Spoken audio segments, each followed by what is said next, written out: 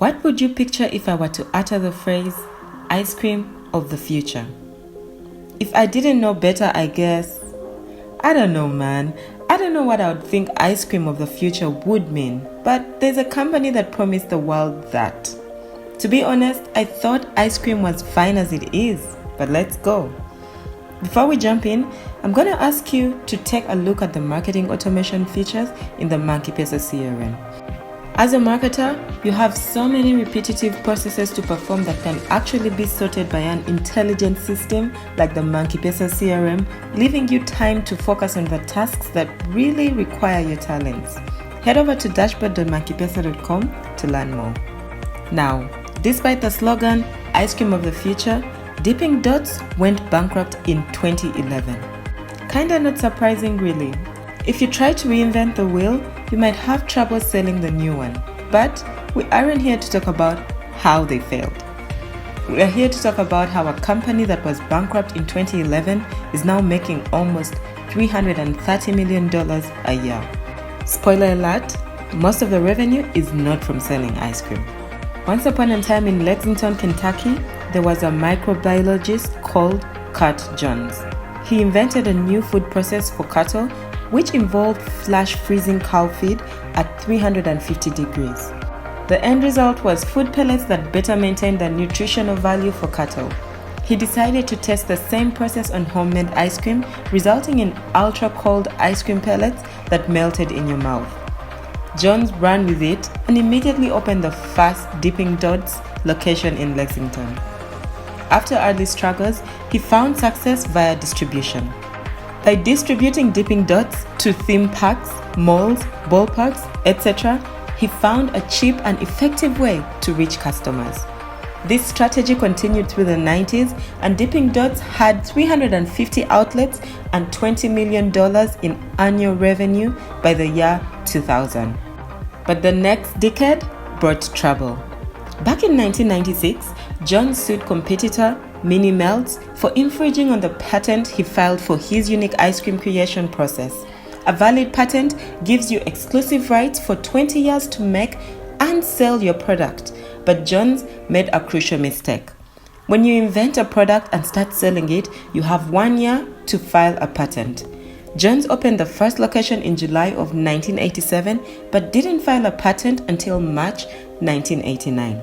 This mistake cost him the lawsuit, and he had to pay Mini Melts $10 million in a counter lawsuit in 2007.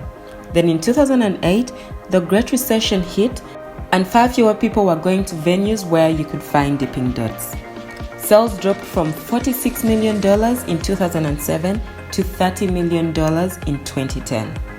The recession and lawsuit led to Dippin Dots being $11 million in debt and forced them into bankruptcy.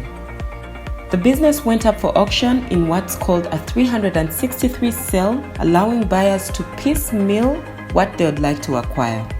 The company was acquired by Scott Fisher, who turned it from a company that could not keep the lights on to one raking in well north of 9 digits per year.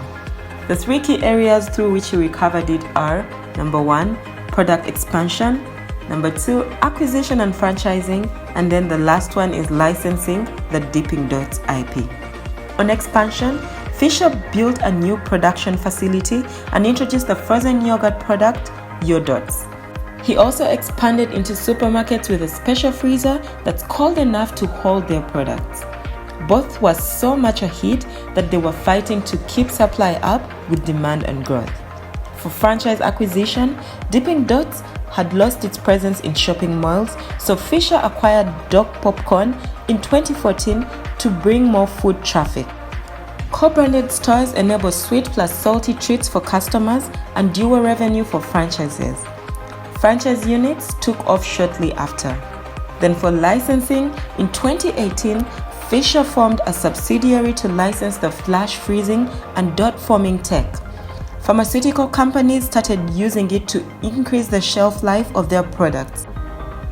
But the biggest customers of this revenue stream were Impossible Foods and Beyond Meat.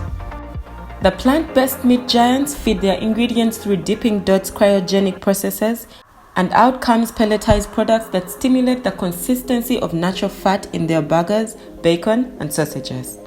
This bit of the business has proven to be the most profitable. Fisher actually had this to say of it.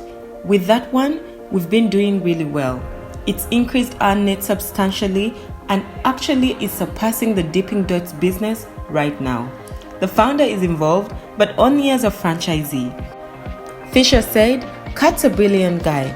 He left behind a legacy to be proud of that will go down in the history books. He is one of Dippin Dots' most successful franchisees." If you enjoyed this or enjoy this kind of content, there are a couple of ways to support the channel. You can like and subscribe. That's probably the easiest way you can show your support. Or you can head over to monkeepesa.com and sign up to use our CRM. Trust me, you won't regret that, as it will improve your business. The software does marketing automation, bulk SMS, bulk emails, social media marketing, and so much more. Sign up via dashboard.monkeepesa.com or click the link in the description.